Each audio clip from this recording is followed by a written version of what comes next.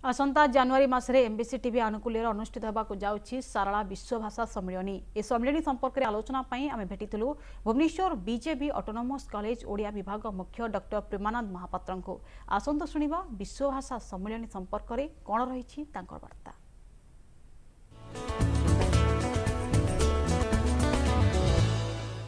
MBC TV प्रायोजित सारला विश्व भाषा सम्मेलनी 2020 परिप्रेक्षी आज आम भेटिचु आमर अतिथि अछंती doctor Premananda Mahapatra associate professor BJP autonomous college Bhubaneswar. आम एमबीसी पक्षरु सारला विश्व भाषा सम्मेलनी पक्षरु सार को स्वागत जनाऊँ एवं आम जानिया चाहिबा जे सारला महाभारत रो उत्कलियता कौन रही सार भाषा रे। आज्ञा नमस्कार। सारला दास होती पंचदश शताब्दीर कवि। आमर तत्कालीन ओडिशार गजपति थिले कपिलेन्द्र देव। सुतराम कपिलेन्द्र देवंकर समसामयिक कवि होती महाकवि सारला दास। महाकवि सारला दास ए माटीर कवि, माटीर महाकवि।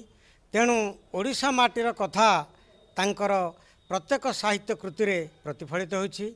आपण जानती जे सारला दास अविभक्त कटक जिलार झंकड़ ठारे पूजा पाउथिबा माँ सारलांकर अपार करुणारू एही दिव्य कवित्व शक्ति लाभ करथिले एवं देवींकर दिव्य करुणा लाभ करी महाकवि सारला दास तांकर लेखनी चालना करथिले।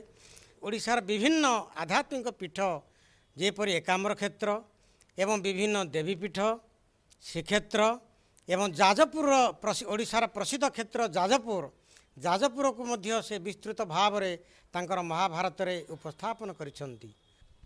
धन्यवाद डॉक्टर प्रेमानंद महापात्र जे गोटे नुआ इनसाइट देले सारला महाभारत उत्कलियता संपर्क रे एवं आमे जानिबा जे सारला दासन को कहा जाए बहु भाषा तात्विक वैशिष्ट्य तांको सारला महाभारत काव्य ग्रंथ रही।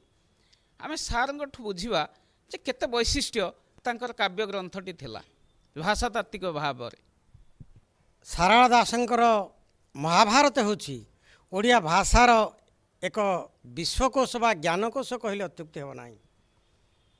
कविंकर महाभारत जेउथरे कि पद संख्या होछि 1,40,000। आपण माने जानती जे मूल संस्कृत महाभारतर श्लोक संख्या होछि 1,00,000 किंतु महाकवि सारला तांकर अपूर्व सर्जन शक्ति फल यही महाभारत ग्रंथ रे पद संख्या रखिछन्ति 1,40,000। भाषा दृष्टि सारला महाभारत अनन्य। आपण जानती आमर ओडिया भाषा दशम शताब्दी रे जन्म निए एवं ओडिया भाषा संस्कृत भाषारू कालक्रमे विवर्तन जई उत्पत्ति लाभ घटी एवं महाकवि सारला एपरि जने धुरीण शिल्पी जे कि ओडिया भाषा को संस्कृत भाषार निगड़र मुक्त करी ओडिया भाषा को एक स्वतंत्र रूपरेखा दैछन्ति।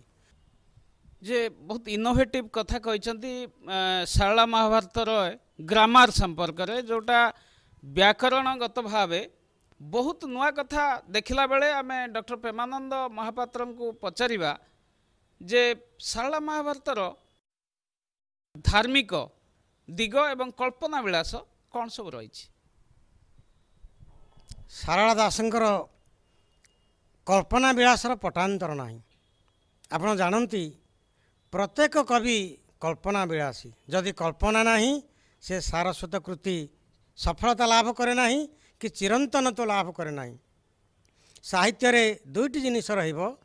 प्रथमटी होची सत्य जाको इंग्राजी रे कहा जाए ट्रुथ एवं द्वितीयटी होची कल्पना जाको इंग्राजी रे कहा जाए इमाजिनेशन।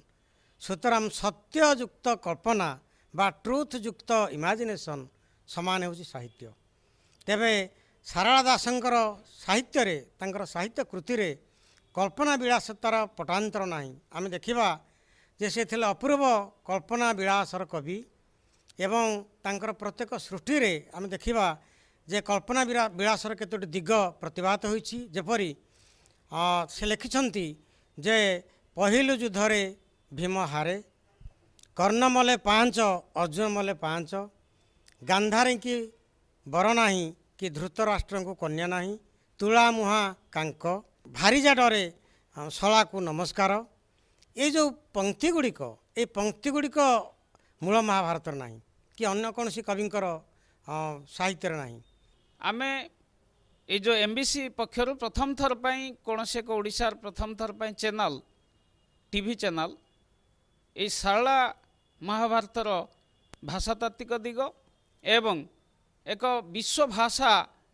पदयात्रा रो आयोजन करछि आपणकर वार्ता कौन रहिबो जो जनवरी 11, 12, 13, 14 4 दिन धरिकी चलिबो पदयात्रा एवं भाषातात्विक विश्लेषण आपणकर एथिप्रति कौन रहिबो वार्ता।